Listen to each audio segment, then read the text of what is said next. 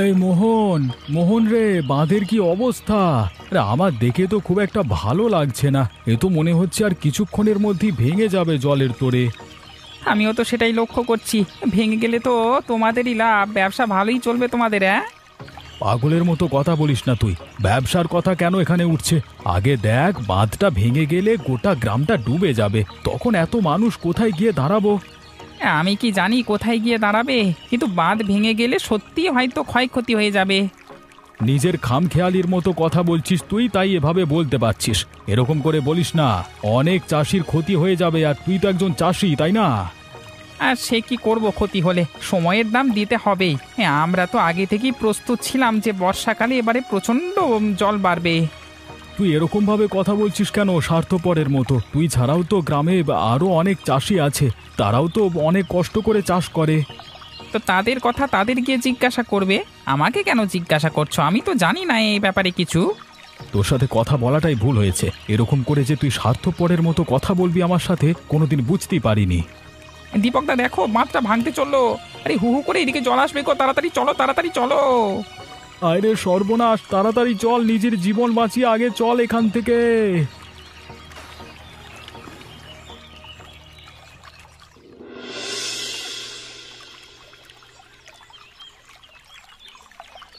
এরকম করে বাঁধটা ভেঙে গেল, তাতে কত সমস্যা দেখা দিয়েছে। সব থেকে বড় সমস্যা, প্রত্যেকটা ছেলে মেয়ের স্কুল যেতে পারবে না। সে তো বটেই, ছেলে মেয়েগুলোর পড়াশুনো হবে না, বরগুলোই বা কি করে বাজারে যাবে বলো তো? ওই করেই তো আমাদের খাওয়া। সেটাই তো, সেই নিয়েই চিন্তা হচ্ছে ভীষণ। এইভাবে পেটে লাথি মারলে হয়? যদিও এখানে পেটে লাথি মারার মতো কিছু হয়নি, কারণ পেটে লাথি তো মানুষের মারে। প্রকৃতির নিয়মে হয়েছে, আমরাই বা কি করতে পারি? আমরা শুধু চুপচাপ তা দেখতে পারি আর সহ্য করতে পারি।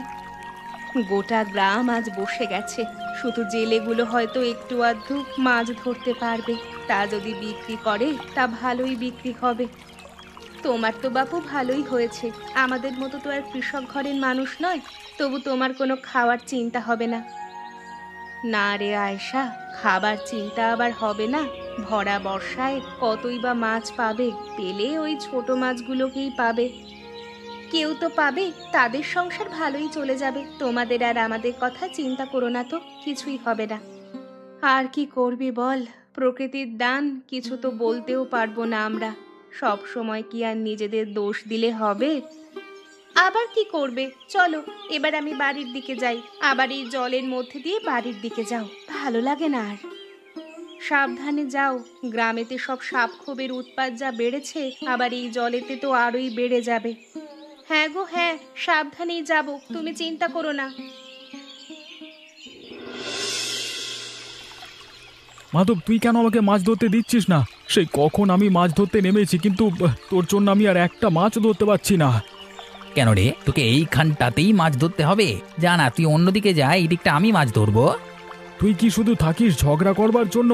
একটু ভালো করেও তো সবার সাথে ব্যবহার করতে পারিস নাকি? ভালো ব্যবহার করলে কি এমন ক্ষতি হবে? আমি কার সাথে কেমন ব্যবহার করব সেটা আমার ব্যক্তিগত ব্যাপার, তোকে কেন আমি বলতে যাব? তোর মতো মানুষের সাথে আমি কথাই কোনোদিনই পারবো না। শান্তভাবে বোঝার মানুষ তুই নয়, ঝগড়া না করলে তোর ভাত হজম হয় না। এই যে তুই কথাটা বুঝে গেছিস, এটাই অনেক ভালো লাগলো। যা যা, নিজের কাজ কর, আমাকে বিরক্ত করিস না। আরে বাবা, আমি কোথায় মাছ ধরবো? দেখ না, অন্যদিকে তো আরো জেলেরা মাছ ধরছে, এই জায়গাটাই তো ফাঁকা ছিল, আর আমি তো আগে এসেছি, তাও এরকম করছিস। আমি কিছু জানি না, আমি এই জায়গাটাতেই মাছ ধরবো, তুই যা খুশি করে নে। এবার ঝামেলা করতে এখানে এসে দাঁড়িয়ে আছিস তুই, তাই না? ঝামেলা মোটেও আমি করিনি, তুই করছিস। একটু যদি রাস্তা দিয়ে দিতিস, তাহলে তো আমি আমার মতো মাছ ধরে নিতাম, তোর সাথে আমাকে এত কথাও বলতে হতো না। না না, আমি কেন দেবো? এইখানে দাঁড়িয়ে আছি মানে আমি নেবো, তোকে কেন আমি দেবো? হ্যাঁ, শুধু শুধু এই কথাবার্তাগুলো দাঁড়িয়ে দাঁড়িয়ে তুই বলিস না, নিজের কাজটা কর। তোর সাথে কথা বলাটাই বেকার, আমি এখানেই জাল ফেলবো নে, তুই এবার কি করিস দেখবো। এই তুই কি করছিস? এখানে জাল ফেললি? এখানে জাল ফেললি কেন রে? প্রথম থেকেই তোকে বলেছি জায়গাটা আমার, এবার কিন্তু মেরে দেবো। তুই থাকিস শুধু ঝামেলা করবার জন্য, আমি একটা কথাও তোর সাথে বলতে চাই না, আমি নিজের কাজ করতে চাই।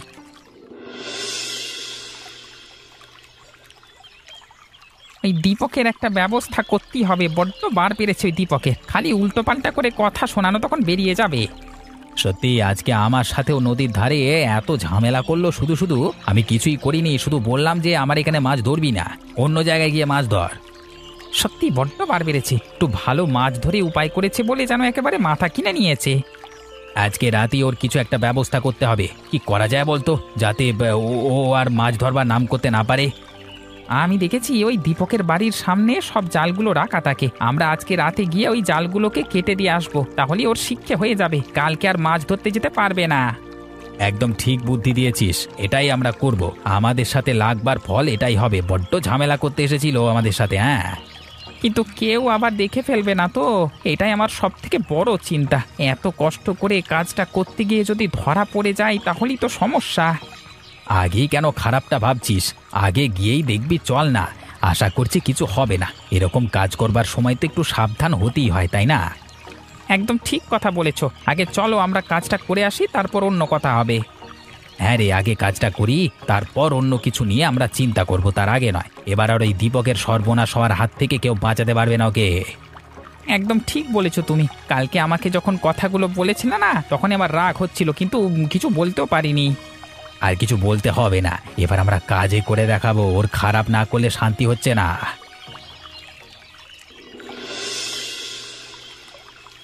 কি গো, তোমাকে এত খুশি খুশি লাগছে কেন? আমার বউটা যে দেখছি বড্ড খুশি আজকে, এর কোনো বিশেষ কারণ আছে নাকি? তুমিও না একেবারে যা তা, সব সময় উল্টো পাল্টা কথা ভাবো তুমি। এরকম করে বলছো কেন? এমন কিছুই হয়নি, এমনিই খুশি আছি।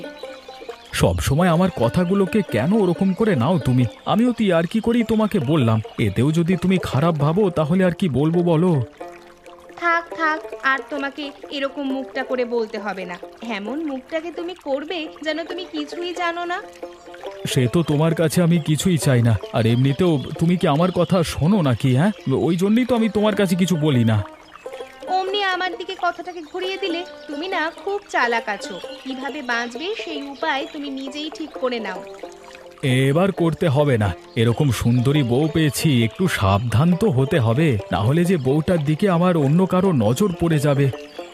সব সময় তোমার ফালতু কথা, এক কথা বললাম আর তুমি আরেক কথায় চলে গেলে। সত্যি বাপু, তোমাকে নিয়ে আর পারি না।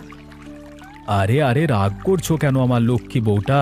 তুমি যদি রাগ করো আমার কি আর ভালো লাগে? তুমি তো আমার সব। এ আমার কাছে ন্যাকামো করতে এসেছে। সব ন্যাকামো আমার কাছে চলবে না বাপু। বিয়ের আগে থেকেই তুমি জানতে যে আমি কি রকম। হ্যাঁ, সে তো আমি সবই জানতাম, শুধু জানতাম না যে আমার বউয়ের এরকম একটা রণচণ্ডী মূর্তি আছে। কি? তুমি এইভাবে আমাকে বলতে পারলে? যাও, তোমার সাথে আর আমি কোনো কথাই বলবো না।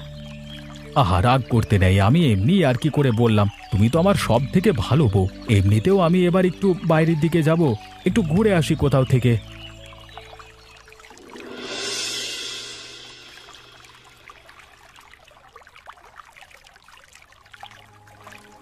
আমাদের হাতে কাঁচি আছে, ওটা দিয়ে আবার জালটা কেটে দাও।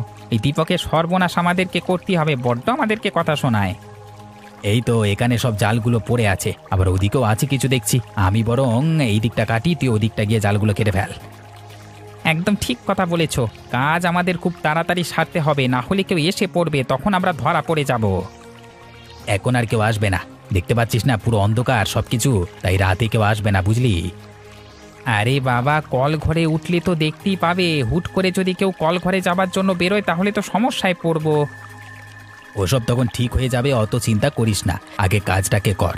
আমার কিন্তু প্রায় কাজ হয়েই এসেছে। এইদিকে তো প্রায় অনেকগুলি জাল আছে, একটু সময় দাও কাটতে, না হলে একটুখানি করে কেটে দিলে পরে তো সেলাই করে নিতে পারবে। একটু বেশি করেই কেটে দে, একদম কিছু বলতে হবে না। যত সর্বনাশ করবি তত নিজেদের আনন্দ হবে।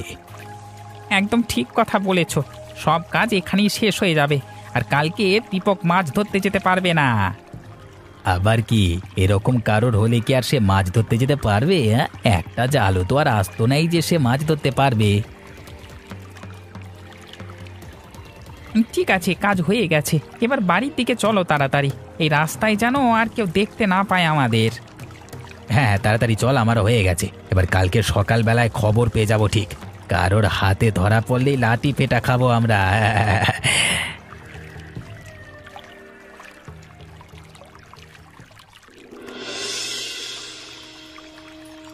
হায় রে হায়, আমাদের এ কি সর্বনাশ হলো মা! এরকম সর্বনাশ কেই বা করলো আমাদের? এবার আমাদের কি হবে? কি করে আমাদের সংসার চলবে এবার? বৌমা, এত কান্নাকাটি করো না। ছেলেটা আমার ঠিক কিছু না কিছু ব্যবস্থা করে ফেলবে। আর কিসে কি ব্যবস্থা করতে পারবে বলুন তো? এইরকম ভাবে সর্বনাশ করলে কি আর কোনো ব্যবস্থা করা যায় নাকি? আমাকে আপনি কি বাচ্চা পেয়েছেন যে আমি আপনার সব কথা বিশ্বাস করে নেব? আরে বৌমা, তুমি আমাকে কেন এরকম ভাবে কথা শোনাচ্ছ? আমি কি বা করেছি? তোমার দুঃখের সময় আমি তোমাকে একটু কথা বলেছি। আপনিও বুঝতে পারছেন না মা, এরপর অবস্থাটা কি হতে চলেছে? কি করে আপনার ছেলে মাছ ধরবে বলুন তো? আর কি বা আমরা খাবো? সেটা আমার ছেলে কিছু না কিছু একটা ব্যবস্থা করে ফেলবে। তুমি কেন এই নিয়ে এত চিন্তা করছো? তোমাকে কি আমার ছেলেটা বলে গেছে যে তুমি বসে বসে চিন্তা করো? মা, আপনিও আমাকে বুঝতে পারছেন না। কতটা যে আমার দুঃখ হচ্ছে তা আপনি বুঝতে পারছেন না। এই রকম অবস্থাতেও আপনি আমাকে এরকম করে কথা শোনাচ্ছেন। না বৌমা, আমি তোমাকে কথা শোনাইনি। আমি শুধু তোমাকে কথাটা বলেছি যে এরকম করে না বলতে। আপনার কি মা এতটুকু দুঃখ হচ্ছে না নাকি? তাও আপনি এত শান্ত করে কি করে কথা বলতে পারছেন? আমি জানি আমার ছেলেটা ঠিক কিছু না কিছু একটা পথ বার করবে। দুঃখ কি আর আমারও হয় না? আমারও হচ্ছে, কিন্তু আমি তো আর দেখাচ্ছি না। আপনার মতো সহ্য ক্ষমতা আমার নেই মা, তাই আমি দেখাচ্ছি। আপনার মতো যদি সহ্য ক্ষমতা থাকতো তাহলে অনেক কিছুই হয়ে যেত। আগে আমার ছেলেটাকে কাজটা কে করেছে সেটা খুঁজে বের করতে হবে, তারপর অন্য কিছু। না হলে আবার সে ঘুরে ফিরে এরকম কাজ করতে পারে। সে আপনার ছেলে ঠিক খুঁজে নেবে, আপনাকে চিন্তা করতে হবে না। আপনি শুধু এটা আশা করুন যাতে আপনার ছেলে খুব তাড়াতাড়ি কাজটা করতে পারে।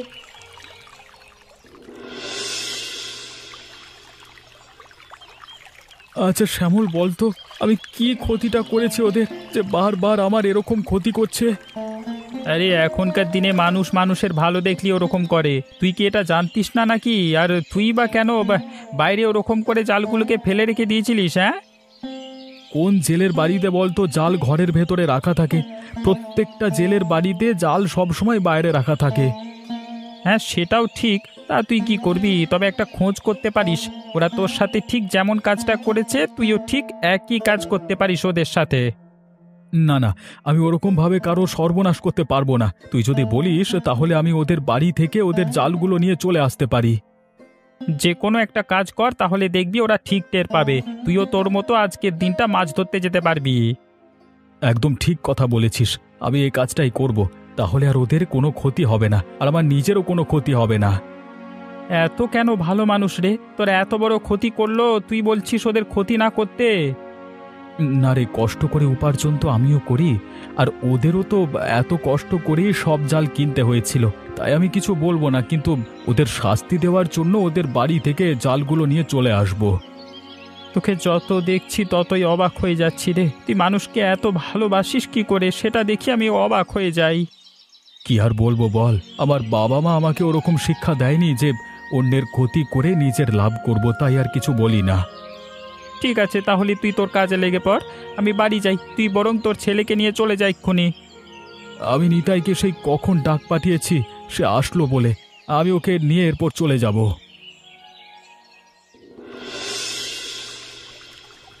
এবার তাড়াতাড়ি নে, সব জালগুলোকে তুলে নিয়ে চল। আমিও তোর সাথে সাহায্য করছি, একটা জালও যেন না পড়ে থাকে। কিন্তু বাবা, এত জাল নিয়ে তুমি কি করবে? আর তোমার তো এত জাল লাগবেও না। এত কথা বলিস না এখানে দাঁড়িয়ে, তাড়াতাড়ি জালগুলোকে তোল, তারপর চল, আমি পরে তোকে সব কথা বলবো। তুমি যে কি করছো না আমি কিছুই বুঝতে পারছি না। এরকম ভাবে অন্য লোকে জাল নিয়ে যাচ্ছ, অথচ তোমারই তো সকালবেলা জাল চুরি হয়ে গেছে। আমি তো যে চুরি করেছে তার জালই নিচ্ছি, অন্য লোকের তো জাল নিয়ে যাইনি। ও আচ্ছা, তার মানে তোমার জাল যারা চুরি করেছে তুমি তাদেরই জাল নিয়ে যাচ্ছ। বাহ, বেশ ভালো বুদ্ধি করেছো তো তুমি।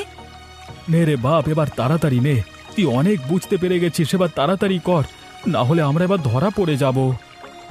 হ্যাঁ গো বাবা, হ্যাঁ, আমার এদিকটা গোছানো হয়ে গেছে, আমি এবার এগুলো তুলে নিচ্ছি। তুমি কেন চিন্তা করছো বলো তো? আমি তো তোমারই ছেলে নাকি, আমারও তো বুদ্ধি আছে। আচ্ছা আচ্ছা, তাড়াতাড়ি আয়, তুই কোনো চিন্তা করবি না, সাবধানে এগুলো তুলে নিয়ে চলে আয়।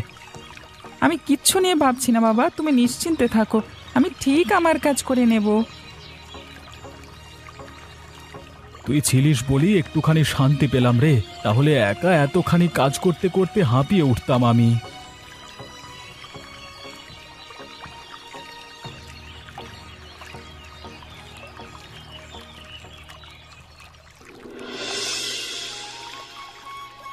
সত্যি আমার যে কি ভালো লাগছে না, এতদিন পর একটা খারাপ মানুষ এইভাবে শাস্তি পেয়েছে।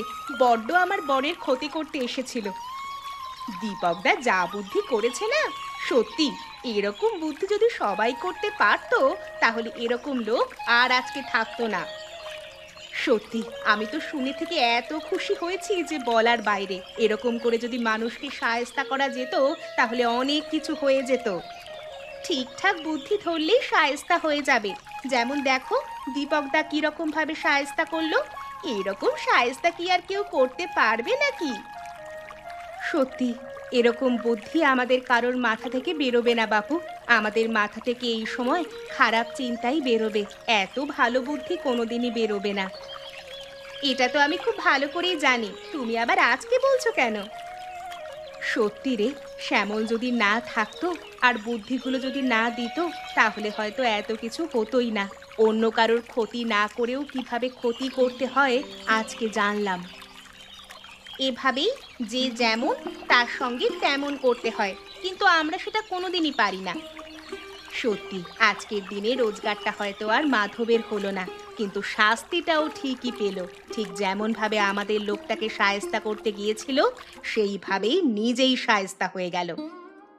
অন্যের ক্ষতি করতে গেলে নিজের ক্ষতি তো হবেই, সেরকমই আজকে ওর হয়েছে। তবে খুব ভালো হয়েছে, এই ঘটনার পর আর কেউ অন্তত অন্যের ক্ষতি করার চিন্তা ভাবনা করবে না। ভালো মানে খুবই ভালো হয়েছে। আমার তো হেসে গড়াগড়ি খেতে ইচ্ছা করছে। তোমায় যদি আমি মাধবের মুখটা দেখাতে পারতাম গো, তাহলে আরো ভালো হতো। এই লোকটা তো এখনই আবার মাছ ধরতে চলে গেছে। সত্যি আমারও ইচ্ছা হচ্ছে এই মাধবের মুখটা দেখার, যে ওর কিরকম অবস্থা।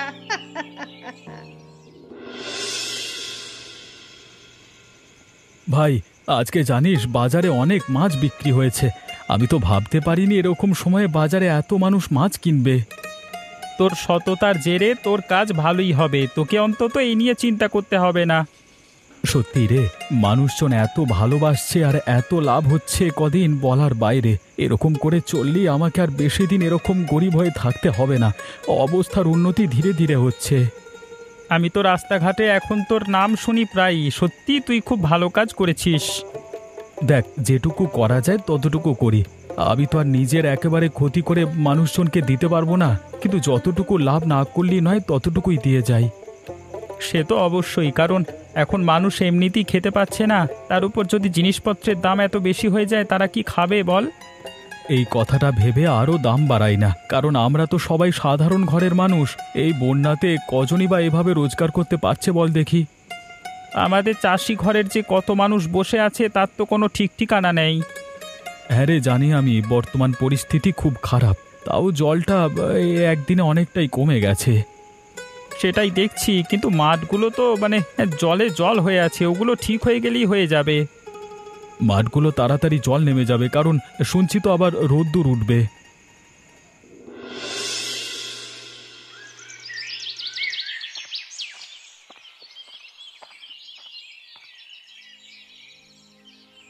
আমাকে ক্ষমা করে দে রে দীপক, অনেক অন্যায় করেছি, তোর সাথে কোনোদিন আর এরকম কাজ করব না।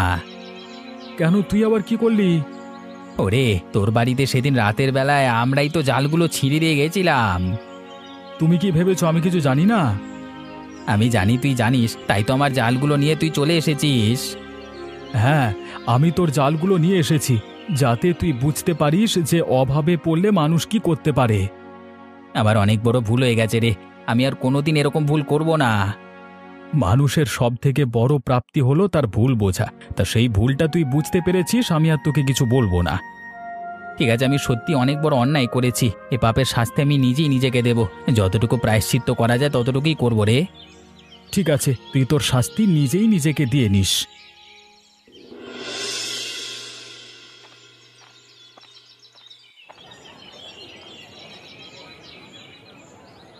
কিরে মাধব, কি করছিলিস আবার তুই? এই যে নিজে করা সমস্ত পাপ কাজের প্রায়শ্চিত্ত করছিলাম। কিসের আবার প্রায়শ্চিত্ত বুঝতে পারলাম না ঠিক, একটু ভালো করে বলতো। আমি তো দীপকের সমস্ত জাল কেটে দিয়ে এসেছিলাম। এছাড়া অনেকেরই ক্ষতি আমি করেছি, তাই আজকে প্রায়শ্চিত্ত করলাম। এরকম ভাবে মানুষদের মাছ দিয়ে? হ্যাঁ, যারা এসেছিল তাদেরকে আমি বিনা পয়সায় মাছ দিয়েছি আজকে। এসব করে লাভ কি হলো? মানুষের একটু আশীর্বাদ তো পেলাম। সে তো বটেই, বাঁধ ভাঙা ছোট পোনা মানুষকে ভালোই দিয়ে দিলি তাহলে। হ্যাঁ হ্যাঁ, একটা দিন যদি মানুষ হাসি খুশি থাকে, ভালো থাকে আমার জন্য, তাতে আমারও ভালোই হবে। অবশ্য মানুষ তোর এই বাঁধ ভাঙা ছোট পোনা মাছ সত্যি হয়তো কিছুটা হলেও খেয়ে তৃপ্তি পাবে, কারণ এখন তো যা চারিপাশের অবস্থা, মানুষ কিনে খাওয়ার আর ক্ষমতাটুকু পায় না, বুঝলি। এই জন্যই তো আমার এই কাজ। আগে তুই ভালো থাক, তাহলেই হবে। আমি এলাম, বুঝলি।